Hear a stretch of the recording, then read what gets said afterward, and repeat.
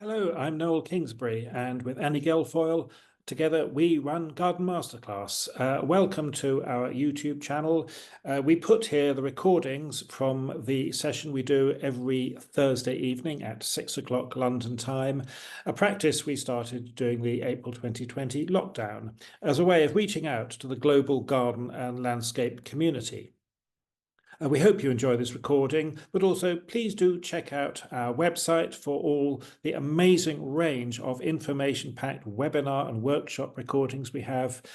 Maybe consider joining us because members get access to our vast archive of free material as well as discounts on the webinar recordings. We've also recently started a podcast channel on Substack. So we do a weekly podcast and so that's a way of accessing a lot of our recorded material that you can listen to whilst you're digging or driving or watering or whatever else. So I very much hope you enjoy this recording and looking forward to keeping in contact. Anyway, well, that's coming up on the 4th of July. And then another thing mid-July that I want to mention is at the Charleston Garden Festival. I'm hosting a talk between Claire Greenslade, Rebecca Lemonius and Julia Bolton, and it's called In the Footsteps of Giants. Now it's at the Charleston Garden Festival, but we are sponsoring it. So if you are interested in going, the Charleston Festival is absolutely wonderful as an event, but we are you can get tickets by going onto our events page and linking through to Charleston or going straight to the Charleston website. We had a meeting yesterday at Long Barn to discuss what we were going to get up to, and it's going to be a really exciting talk, especially with Julia Bolton being Beth's granddaughter. Claire Greenslade is one of our Garden Masterclass team. She used to be the head gardener at Hestercombe, and Rebecca Lemonius, again, you'll be familiar with her. She likes to call herself the custodian of Long Barn, Vita Sackville West First Garden. So I think we're going to run out of time because we've only got 50 minutes and we've got three amazing women talking about three amazing women. So it bodes to be a really fun event. So that's the Charleston Garden Festival. And the day that we're there is the 17th of July, but there are 4 days of packed with talks. So if you are in the south of England or you can make a trip to that, I would thoroughly recommend it. I don't know how many of you know the Royal Horticultural Society's Lindley Library in London, which is a true treasure house. And personally, I've spent many a happy hour there. And in fact, we met there. that's where we met, Annie. I Yes, yes. pounced on you, Noel, when You you were doing found some something research. Yes. pinned me against one of the. Well, let's not go too far. But no, that's right. No, that must be, gosh, that's probably 20 years ago now, where you It's would do. 2005, I think. Was it? Or Well, 20. Yeah. 2004. Okay. Yeah, Well, yeah. No, you would. Yeah, I was doing some research. You were doing some research, and I thought this is the time to pounce on Noel Kingsbury and see if he'll come and do a lecture at West Dean, and you yes, did, and that was the beginning of a beautiful friendship. yeah. Yeah, so anyway, libraries, of course, are wonderful places to work in, but the great revolution over the last few years has been how many libraries around the world are digitizing, which, of course, is a way of perhaps taking away some of the magic of actually poking around dusty shelves, but of course massively democratizes their contents. And it's really wonderful to see, how much material is now accessible and visible. Now, a few weeks ago, we had a recording with Ursula Buchan talking about the new edition of her wonderful book Garden People, which was using Valerie Finnis's photographs, which were all part of the RHS digital archive, which of course gave us the idea that we should be talking to Fiona Davison of the RHS Library about this wonderful collection. Now we're slightly thrown by technical problems, but Fiona, I think over to you, and we'll just make the most of what we can see. Yes, we'll do our best. As Noel said, I look after RHS libraries and the collection, and what Noel asked me to do was talk about the digital collections and giving online access. So the next slide I'm showing you is of the building I'm sitting in now. And I am actually sat, there's a flower box, a window box on the right-hand side. I'm literally under that window box. I'm in the basement. It's an Edwardian building. It was built in 1904. I believe I don't think you can have Edwardian internet, but it's possible we may be experiencing it right now. The Lindley Library is based at our headquarters at Vincent Square. Just the RHS is the UK's leading garden charity. We've been around since 1804. People know us best, I think, for Chelsea Flower Show and our magnificent gardens. And I think that what's less well known is that we are the custodians of the finest and largest horticultural library in the world. We have over 100,000 books, similar again in periodicals, magazines, 30,000 botanical artworks, about 250,000 photographs, about estimate 50,000 items of horticultural ephemera, ranging from nursery catalogues through to seed packets, cigarette cards, advertising. And our archive is so large, I'm afraid I have to measure it in terms of linear meters of shelving, and it's 1.5 kilometers of shelving of archives. It's an enormous collection and a huge privilege to look after. What do we do with it? Well, we run 3 lending and reference libraries, one here, Vincent Square, the Lindley Library, but also we have garden libraries, one at Wisley and one at Harlow Carr in Yorkshire. Together, they welcome over 80,000 physical visitors, and they range from toddlers, we do story time, garden story time sessions, through to, PhD students, Masters of Horticulture, students, professional gardeners and authors. RHS members can borrow physical books and ebooks. So even if you don't live near a library, you can borrow our collection. But the big thing to stress is anyone can use the reference and research collections.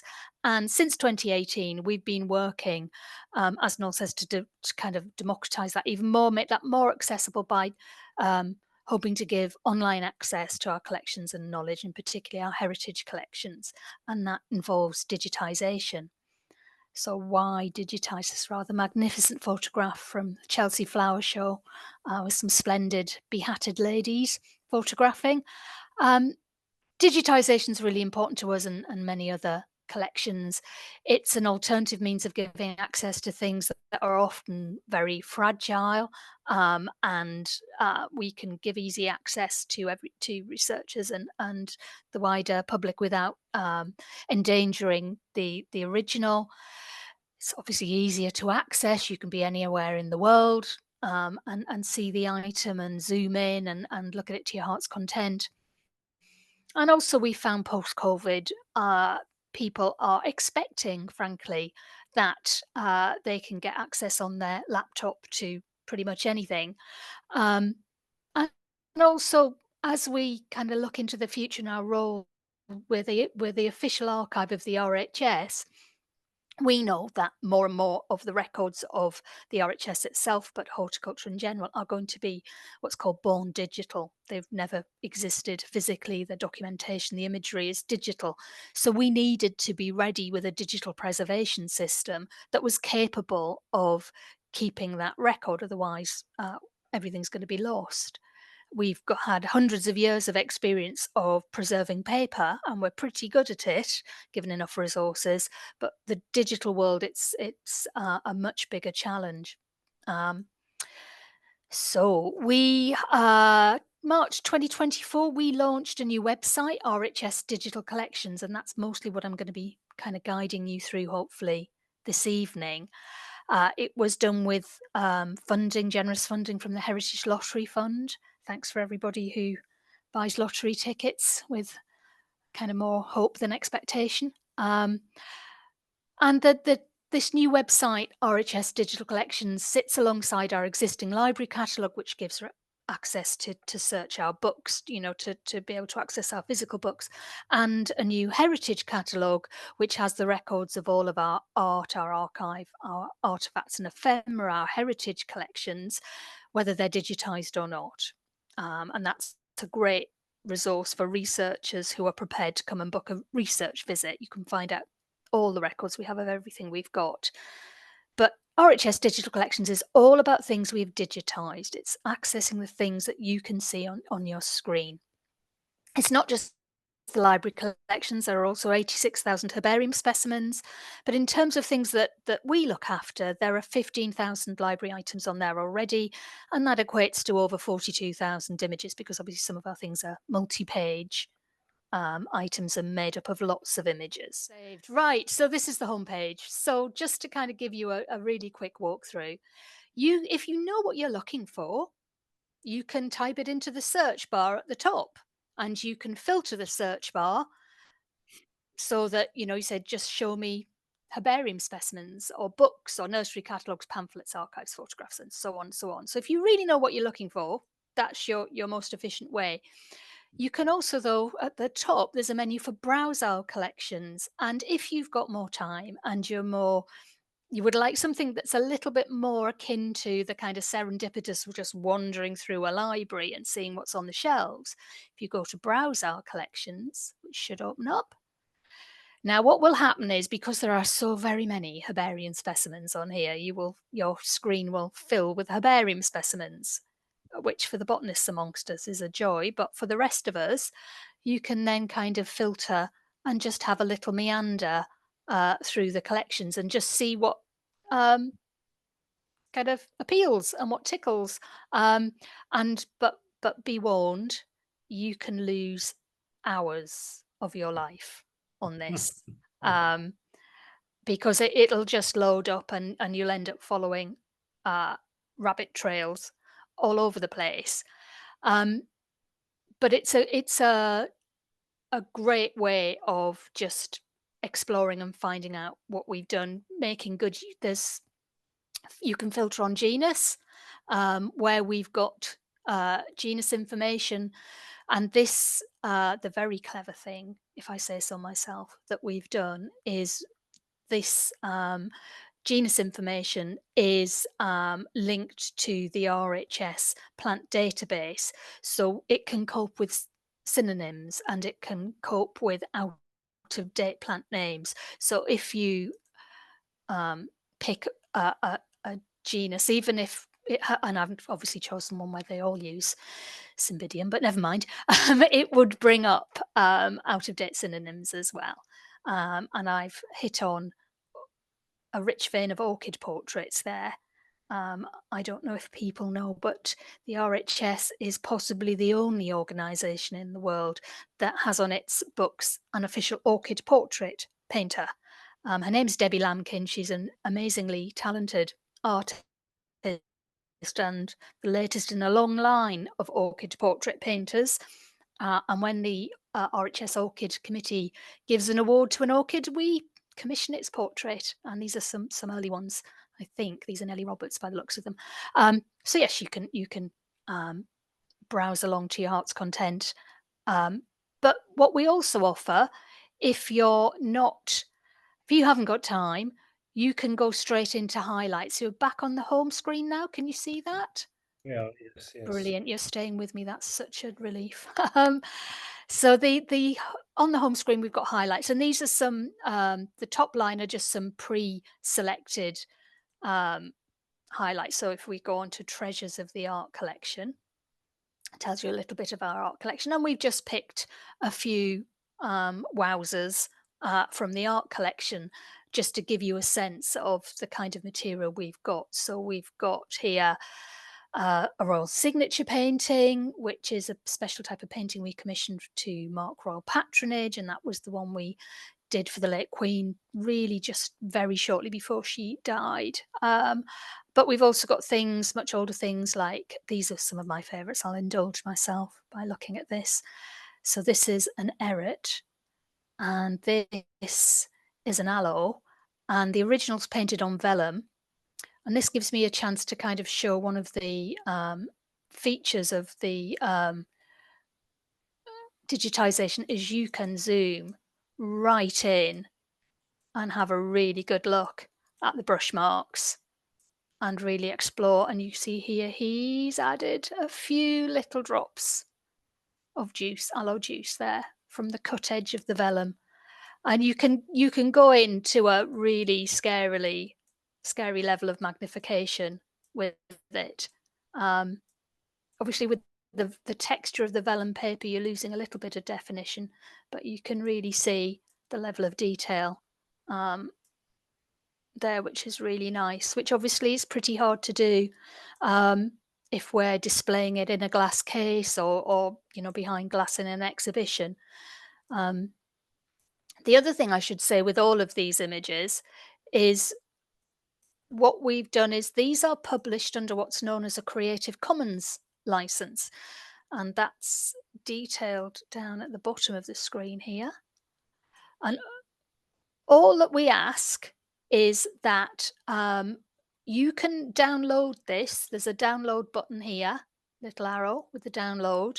You can download this and keep this, use it for any use that is educational or kind of for your own pleasure. Any use which is essentially non-commercial. If you're going to whack it on a tea towel and make money, then we would like to know about it. We would like some of the money. Although this is a very high resolution for a web-based, actually, it's not high enough resolution for commercial publication and exploitation. And so you would need to contact us, and we do image licensing, and we earn quite a considerable amount of money for the society that supports the upkeep of the collection through image licensing. But if you're using it for educational purposes, all you need to do, there are no non-copyright restrictions. We just ask that if you are sharing it, you tell people it's from the RHS Lindley collections and you use that credit line. It's an incredibly open-handed approach to collections. There are plenty of collections which will put a watermark over an image to stop you reusing it elsewhere, and or won't let you download, or that it's only on the website at a very low resolution. But we want to help people, you know, whether they're working for a you know, doing something for a local Hawk group and want to use an image in a talk, whether it's for a student doing a project. We want to help people take advantage of the collection essentially and make full use of it, because it's all about sharing the fantastic resource that we have. So there's lots you can do. What I thought I would do is show you one thing in detail, which is one of the things that I'm afraid we wouldn't let you see at the library because it is far too fragile. And oh, now what? I can't spell. That's why, because I said capability brown. There we go. There you go. And that is one of the treasures of the library, which is the account book of Lancelot Capability Brown. Should just open up. Is that opening up for you too? It is, yes. Fabulous. Yes. So we digitized this in time for the bicentenary, which was that 2016? I think it was. And it's one of the very rare surviving artifacts from Capability Brown. I mean, there are some garden plans and letters in various archives, but what's fantastic about the account book, it's as you can see, it was in very poor condition before. We have treated the binding, now it's in better condition, but for digitization you need it to lie flat, so we digitized it flat. The account book is exactly as it says. It's a long ledger, and it details money owing to Capability Brown, and because we digitized it, we were able to share it with researchers across the country, and it was a really useful tool for attributing different landscapes to Capability Brown. It's also been a fantastic resource for really understanding just how much money passed through this man's hands, and the economic impact, if you like, of gardening. But what I particularly like about this is it's a very logical arrangement of his clientele. It's just by alphabetical order. And if you go to the K page, you get to K4 King. And that gives you the index, so that tells you that the King's pages are page 21 to 133, which gives you a decent idea of quite how much work he did. Obviously, he was he was in charge of the gardens at Hampton Court, and you can search through the pages and have a good look. I mean, I'll just choose one at random. This shows you the layout. This is written largely, we believe, in Brown's own hand. There are some later editions by his son-in-law, where that means paid in full. And the reason that this book survived when so much other material around Brown didn't is that at his point of death, he still was owed some money. So the book still had use for his son-in-law to go around and collect more money. So that's why it survived him. And you've got here that the third received of his lord. So £500, £500, £200. These are colossal sums. They give you some sketchy detail on what he did for the money. This one, not so much. Sometimes they'll say for a visit, for a plan. But just really astonishing amounts of money. Who's this we've landed on? The Earl of Donegal. There you go. So this is an example of a piece of material that is far too precious and fragile to get out for researchers, but you can get what you need out of it. You can page turn, you can zoom in. The text is searchable, and we've also got kind of a little summary here, so you can see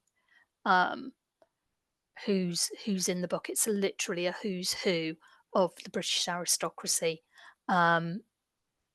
It's not every client he had, it's just for a certain period, but it's a real insight into the business world of Capability Brown.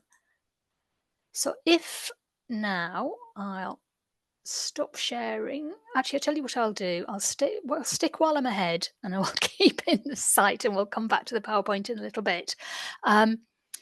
The other thing that is we have a What's New section. The other thing that is in the collection is what we call kind of collections where we go into a little bit more depth than we can in highlights. So these again are pre-selected groupings of things, and I just want to take you through a few. So we've got here the Carte de Visite collection. That's 800 photographs of eminent horticulturists, mostly from the late 19th century, and it's got some big names. There's Joseph Paxton there, and there's Prince Albert, of course, who's kind of was our president for a while. And there's John Lindley sat thinking deep thoughts, but it's also got many, many more obscure gardeners, and I think that this is a treasure trove for anybody researching gardening ancestors that they may have in their family tree, but also people researching gardens, because very often the head gardener, is the invisible figure. They don't tend to have the credit that they deserve, and having portraits like this can really bring them to life. We've also got things like, we've got Gertrude Jekyll's scrapbook, which was from her early life, before while her eyesight was good enough that she could be a practicing artist. But you can see glimmers of her colour awareness that later expressed itself in her garden design, but also her awareness of form and shape, and her kind of magpie-like fascination with natural forms, which she expressed through kind of print and wallpaper and embroidery design in the scrapbook, but later you can see it in her garden design work. But the one I want to dive into for you, the one I want to dive into for you is the Carol Perkins photographic collection. So let's load this up, and this gives you a feeling for what a collection looks like. So It tells you a little bit about who Carol Perkins was. So it's Mrs. Edith Carol Perkins, who was a very wealthy American woman who, like many wealthy Americans, was a massive fan of the classic English garden style. And she commissioned Malby and Company, a big horticultural photographic company, to take, I think it's 292 images of gardens across Britain. And it was Mrs. Malby, Eleanor Malby, who took the photographs. And this is in the 20s and 30s, and they're hand-coloured lantern slides, and they are just delicious. And they're a snapshot in the 20s and 30s, which unfortunately I believe to be a bit of a kind of neglected period of garden history slightly. But a snapshot of gardens which later have become much better known and kind of almost iconic. So you can see Sissinghurst whilst it's still being developed. You can see Hidcote before it's become a National Trust garden. And there's many gardens like that. And there's well-known gardens like Bodnant, but also some very obscure gardens and some gardens which no longer exist. You know, the land has been built up and over. So again, a fantastic resource for a garden historian, and just a nice place to browse. You can browse the entire collection, or you can just look at a few select ones that we've pulled out there. So if we go back now, and I'll stop sharing. So these were some of the highlights I showed you, and there's the one of the Carol Perkins. We've also, as Noel mentioned, got the Valerie Finnis collection at the bottom left there. There's a view of Vita Sackville West on the left, with two of her gardeners, Pam Schwartz and Sybil Kreutzberger at Sissinghurst in 1950-ish, taken by Valerie Finnis. But we've also got highlights of full textbooks. We've got the City Garden on the bottom there, which is the first book specifically written for urban gardeners, purely for urban gardeners, by Thomas Fairchild. And of course, beautiful nursery catalogues and lovely artwork.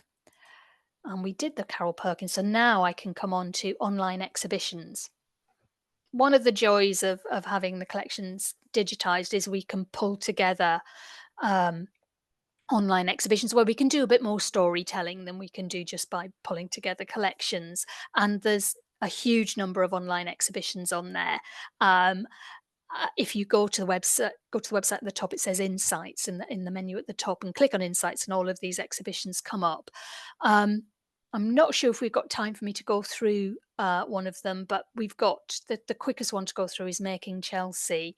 Let's see how we go, but we may come back to it. But Making Chelsea is a then and now slideshow of some of our amazing Chelsea images, but you can explore nature printing, daffodils, apples, herbals, all kinds of things. The other thing that this digitization program has allowed us to do is really support new research. So one of the most exciting things we've recently done is we've published all our 19th century plant collector archives. This is just such a tremendous collection. So it's all of the papers relating to 14 different plant collectors that the Society sent out between 1820 and 1860. Incredible resource. Now, some of them have been transcribed and published. Some people like David Douglas, the contents are well known, but others are not. And there is so much more than straightforward plant introduction information in here. There is a huge amount of global history in here. There is a huge amount of social history and economic history just incidentally in the archives, and it's really exciting to make them available to researchers. And that's also, that new research has allowed us to produce articles which are all on the website, of a mixture of long reads, which are about 2,000 words, and then short reads, which are about between 500, 750 words. We deep dive into some of the particular plant collectors like John Damper Parks, James McCrae, Robert Fortune, but then we also do overviews of the whole business of plant collecting, and a really interesting article there about who isn't in the archive and why aren't they there? The Indigenous people who clearly the plant collectors relied on, why are they kind of whitewashed out of the story, and what does that mean for our understanding of plant collecting? The other thing that digitisation and publication allows us to do is we can really quickly share our discoveries with you. And I want to share, we came across this little letter in a package of letters of quite dry financial accounts. This is a letter from John Lindley to William Jerdan, written in 1827, where he says, he lets him know that the society intends to substitute a fete at their garden for the usual annual dinner. Of course, our object is, among other things, to give the ladies an opportunity of doing something more than looking at our fine things. That fete was the spring fete at Chiswick, which became, through an unbroken thread of spring flower shows, eventually the Chelsea Flower Show. So I find it really pleasing that they started Chelsea as a mission to give something for the ladies to do. Deliciously patronising. You can rely on John Lindley to patronise the ladies.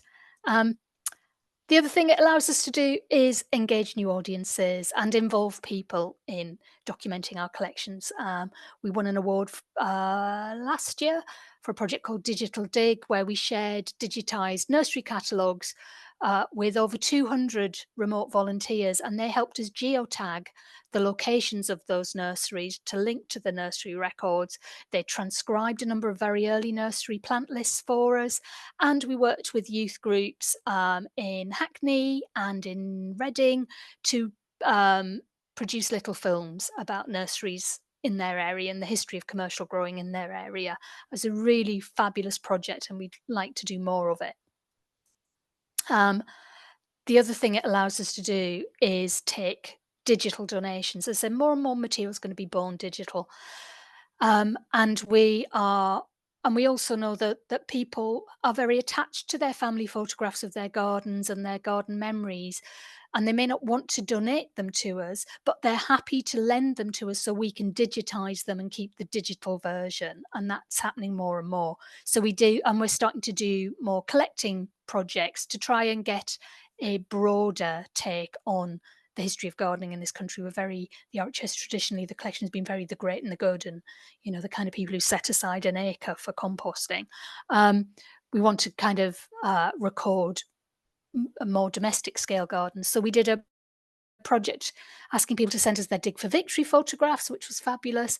And during lockdown, we did a project to ask community groups who were gardening under lockdown conditions who kept growing to record for us what their lockdown gardens were like and what that experience was like for them and what it meant for them. And that's a really important record for the future. And so I'll just end with kind of, what does the future hold? Well, who knows? But we know we're going to keep on cataloguing and digitising collections and sharing them. We hope we do more digital volunteer projects to involve people, because it's really great, and to harness that enthusiasm and knowledge. We think we'll be doing more blended exhibitions and events where we'll run something in one of our libraries, but we'll do a digital version. That's something we're very excited about. We're talking with various universities about AI. Personally, I'm half interested, half terrified, but we will be looking at that. And the end result is that we really hope that we can unlock the collection so that more people can enjoy them, be fascinated and inspired by them.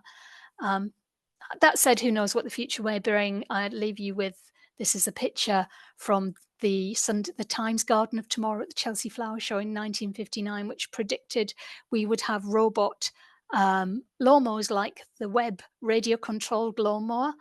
And now we do have robot lawnmowers, but not quite like that one. But I really enjoy the picture of the Chelsea pensioner with the enormous remote control and his feet up and fag in, mowing the lawn. So yeah, that's a very whistle-stopped tour of a very big website with lots in it. I hope that gave you a feel for it. Thank you. Fantastic, great. Yes, Yeah. no, it is a truly remarkable collection, and that's a great introduction. Yes, I also particularly love the digital exhibitions. I mean, that's such a wonderful idea. I can imagine they're probably quite a bit of work, and it's the sort of thing that, to make those available free is just really, really fantastic. Um, I mean, in terms of actually working your way through what you want to digitize, I mean, how far are you, or is it really an endless task? It's an endless task, because if you think we've done in the last, we've been working on this since 2018. Now, the RHS has been digitizing for decades, Yeah, but it yeah, was digitizing in the past for to do image licensing chiefly. So it was the right. Yes, pretties. yeah, They shot the pretties, and you'll see yeah. them on ceramics and wallpapers and sofas and all kinds of things. Mm, But strategically digitizing things for public access, we've not been doing it that long. mm, I've mm. done 42,000 images, but if you think, the average quarto book is 300 pages, we've got Yes, 100,000 yeah, books. But we're not yeah, Google yeah. Books. We're not going to start at one end and work our way No. through.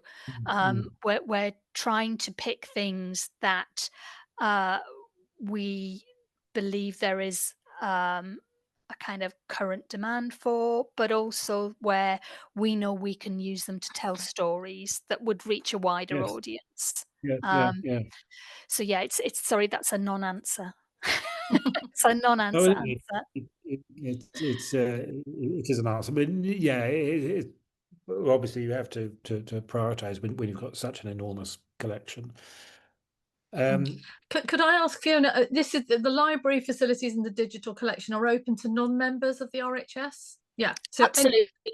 Members, Anybody. yeah, anyone can come. The easiest place for anyone to come is here at Mhm, the Lindley Library. We're up mhm. Tuesday to Friday. The garden libraries, obviously, you have to get into the garden Yes.